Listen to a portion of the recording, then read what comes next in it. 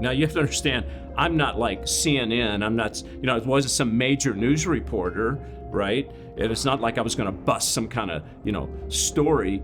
But in my little world of me investigating, I say for God and looking for truth, I ran into these doors, and it was pretty scary. Sex trafficking has taken on multiple forms, especially with children. We have 25 different forms of child sex trafficking or child sexual exploitation, all the way from a kidnapping, kids being trafficked in the foster care system. As the secret rings continue to invade communities, schools, and the streets, traffickers are getting smarter about recruitment. A lot of the girls that are being trafficked have come through the foster care system. Numbers range anywhere from 60 to 90% of them. And so the pimp will say, you know what, I want you to go into DSS care, because they can get them into a group home. And once they're in that group home and they're around other young ladies who've had similar issues, do not have anybody, they can recruit them. As we now know, deeply infiltrated Boys and Girls Club of America. According to court documents as recently as January of this year, over 12,000 victims have come forward claiming some form of molestation or abuse at the hands of a leader within the organization or their scout leader, and over 8,000 abusers have been implicated. For the most part, the life expectancy of a child who is in a sex trafficking environment, unfortunately, is 7 years. So these children will either die by force, because it's forceful, again, it's a forceful crime, suicide, overdose, or literally, unfortunately, a lot of those that are runaways will die on the street. The very first time that I was raped by my music manager was the first day that my mother allowed him to come and pick me up and take me to a rehearsal.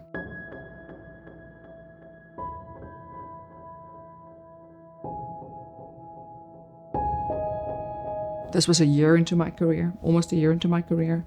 Again, this is a man who gained tremendous trust with my family. My mother could not take me to a rehearsal that specific day because Mom was a single parent and she had to work 2 to 3 jobs at a time just to put food on the table. And he said, well, I can pick her up. Well, we trusted him. He picked me up and we went to the rehearsal space.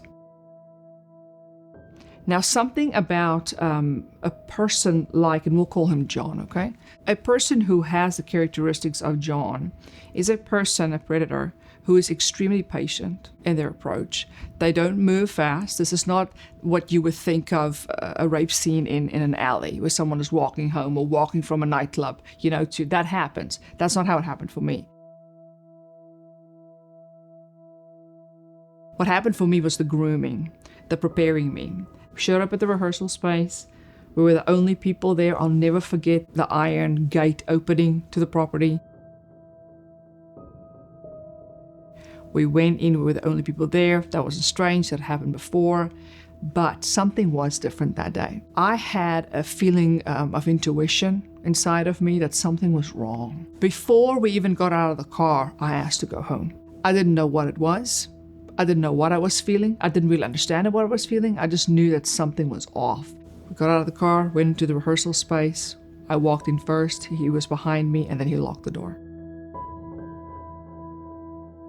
I knew at that point that I was in trouble. It was pre-puberty for me. I didn't really even have a concept of where this was gonna go. I just thought he locked the door, he's gonna hurt me. So he locked the door, I turned around, and he proceeded to tell me how special I was to him and how that he wanted me to engage with him in something. And he told me exactly what he was going to do, how he was going to do it, and what he would do afterwards. My brother Yaku, who fights sex trafficking with me so amazingly, he explained it one day to me. He said, Lonka, when you are in the presence of someone that is evil but it's calm, it's a different level of fear that you get to experience. And I told him, that's what I went through the day that he raped me the first time. I was in the presence of calm evil. And it is the most frightening thing I'd ever experienced in my life, to see a human being that could change and morph into an actual demon himself. The at-risk factors vary based on demographic, socioeconomic status. Now, it's a crime that doesn't profile. This is a crime that is in every sector of society, in every economic and socioeconomic class. It doesn't profile race or gender, although over 95% of the victims are girls.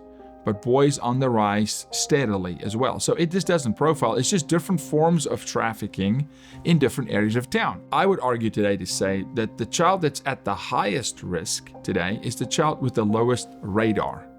The child that is walking through life in what we call the green zone with no situational awareness.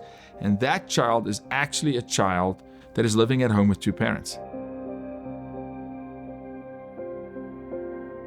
That's actually a child where money or stuff fixes problems. That's actually a child that escapes into a cell phone and the interaction. The father may be home, but not home, if you know what I mean, right? The attention is not there. That, to me, is the highest risk child, because the kid that today has lived on the streets or is with a foster family, which is also infiltrated by sex trafficking, that child's radar is up. A kid that lives in the project today probably has family members that's been incarcerated, probably has seen friends or family members killed, has heard gunfire, has seen gunfire. So that's a child that lives in a state of awareness. In suburbia, they're oblivious. They never even think about that. So when you have a very low awareness factor, today, that child is high risk. And the statistics corroborate what I'm saying, because the fastest rising trend in trafficking children in America is what we call familial trafficking, which means family members or known individuals trafficking the child. So it's not a stranger, it's someone that they know. Because they can hide it in plain sight. So after he told me what he was going to do, he did everything he said he was going to do. At first, my fighting, my fear, my fight and flight responses were triggered. You fight, you scream, you're silenced, put his hand over your mouth, you kick, you scratch, you try to get out of it. And then at some point, as the rape progresses, your limbs go numb. You just become still and hope to God that it would just stop. When it did stop and he was done satisfying himself, he said, I'm going to take you home and you will keep this a secret. Because if you don't, I will kill your mother in front of you, then I will kill your brothers in front of you, and then I'll kill you. But make no mistake, I'll make you watch me kill your mother. The shame and guilt and condemnation started just spilling over my 12-year-old body like you could not believe. My brain was trying to make sense of the atrocity of the trauma that happened. There is no compartment in our brains that understands trauma, that will ever understand trauma, because God did not create us to ever experience trauma. Same as death. There's no compartment in your brain that can process it. That's why the process takes so long.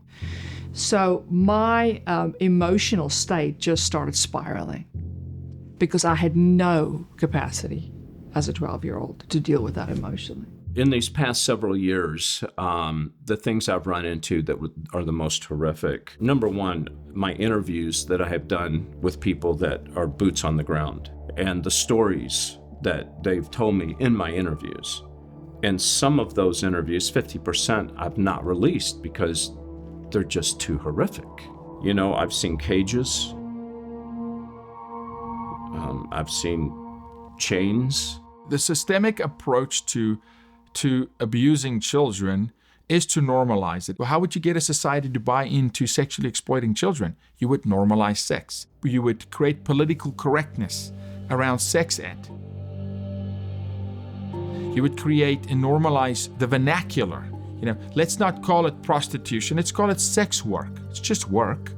Everybody's allowed to work, right? And so this is the subtleties, how you normalize sex with minors, and you start getting society to become numb to it and become normal to this talk, and then you blend it into society. This is as old as time. This is Sun Tzu, the art of war. This is how you do it. This is how you infiltrate. True battles are never won from the outside in.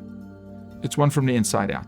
So you have to get society, schools, to normalize sexual behavior and talk about it as if it is the new status quo, as if prudence and abstinence and these things are so far in the past that it's just not accepted by society anymore. Having 12 to 14-year-olds engaging in sexual acts is just, this is where we are today. And you start talking about it like it's normal. You get the media to drive that narrative. According to current research, pedophilia is an unchangeable sexual orientation, just like, for example, heterosexuality. No one chooses to be a pedophile. No one can cease being one. We live in a world that already excludes pedophiles because of their preference alone. Right now, most of us feel discomfort when we think about this scenario. And most of us feel discomfort when we think about pedophiles. But just like pedophiles, we are not responsible for our feelings. It is our responsibility to reflect and to overcome our negative feelings about pedophiles and to treat them with the same respect we treat other people with. We should accept that pedophiles are people who have not chosen their sexuality and who, unlike most of us, will never be able to live it out freely if they want to lead an upright life. No one is responsible for their feelings, but everyone is responsible for their actions. I thank you very much. You use the tools at hand to normalize through general conversation, and very quickly, before you blink, you have a society that's aiding and abetting the most heinous crime on our planet, and that's sexually exploiting children. And it's done on their watch in their neighborhoods. My mother knew something had happened to me. That very first night, she would not cease to ask me what had happened. My mother threw everything at me to try and get through to me, but I absolutely was convinced that he was going to kill my mom, and I would rather sacrifice myself than have my mom be hurt.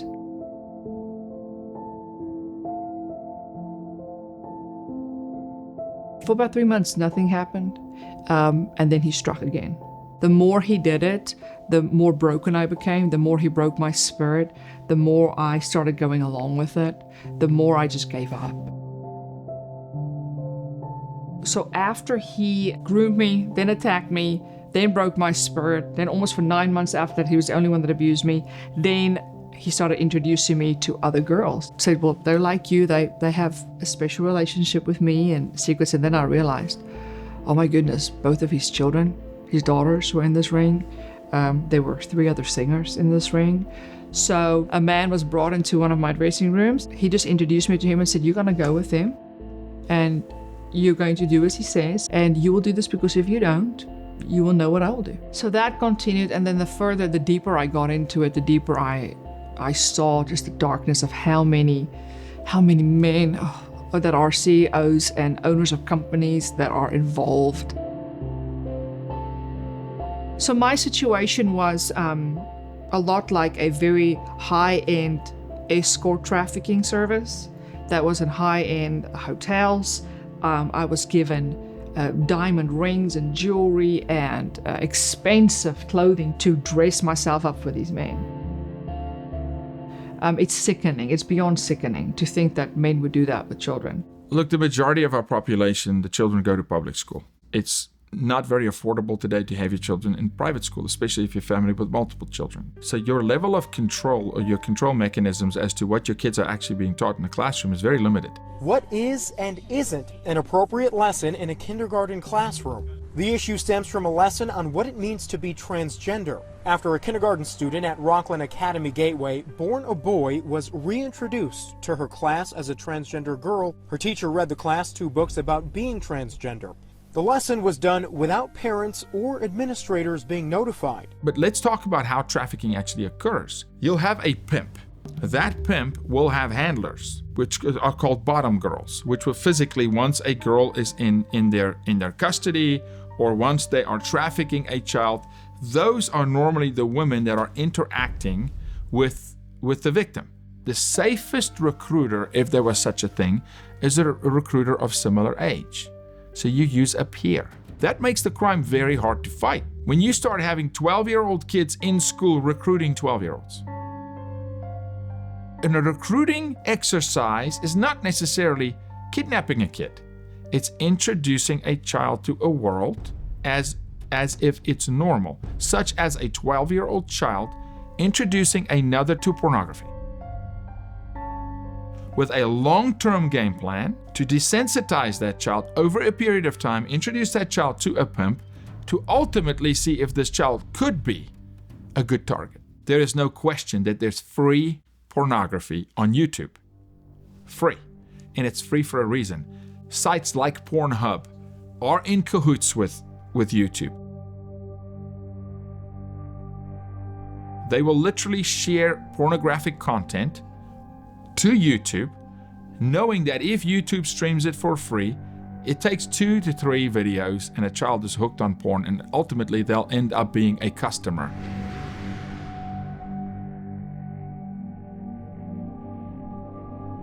They'll pay their subscription if they have to pawn off things from their parents' house, because it's an addiction. It's a drug, and it's the most violent addiction of them all. So YouTube is complicit. YouTube for kids are featuring pornographic content. But so does TikTok, and so does Twitter, and so does Instagram, and absolutely so does Facebook. 17 years old, I was to perform again. John wanted sex from me again before performance. And that day I just thought, I don't care if you kill me today, but you are not touching me. And we got in a brawl. We got into a drag out fight where he dragged me by my hair across the floor. Ripped my dress. I mean, it was just a hellacious fight. And an off-duty officer who was moonlighting to make some extra money at the casino came to tell me that the management had asked him to tell me to go on a little bit earlier with my set. And he knocked on the dressing room door, but when you kind of knock and then you push open? He did that and then saw what was happening. So he did what any normal police officer would do walking in on a situation like that. He acted immediately. He pulled John over me and got me separated, and then the two of them got into a fight because he wanted to arrest him. They struggled for quite some time. I kind of removed myself. People are still screaming obscenities and cussing and back and forth, and I'm trying to say what he did, and nothing is making sense. It's just absolute chaos. Well, John breaks free from the struggle. The police officer turns to me and says, "Are you okay?" I am an off-duty police officer. That's how I learned that he was that. In those few seconds of him doing that, John fled the scene and just went into hiding for years, and I have never seen him since that day. When I ran away after the police officer unintentionally rescued me out of that situation, my mom attempted to reach out to anybody to locate me.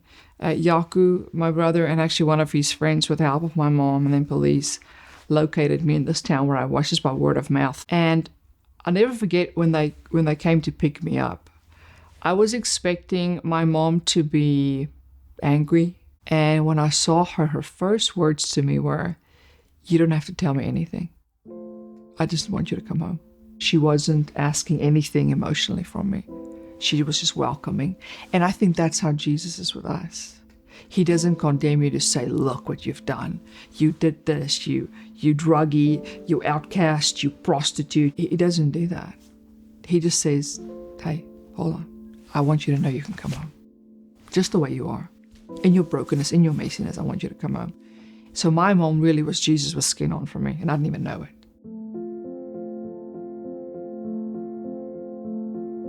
Yaku went with me for my very last performance in Swaziland. He drove me up there. We had an incredible time. Again, he didn't ask me any questions. He was just happy to spend time with me. I had struggled with insomnia tremendously during that time, and I couldn't sleep, and he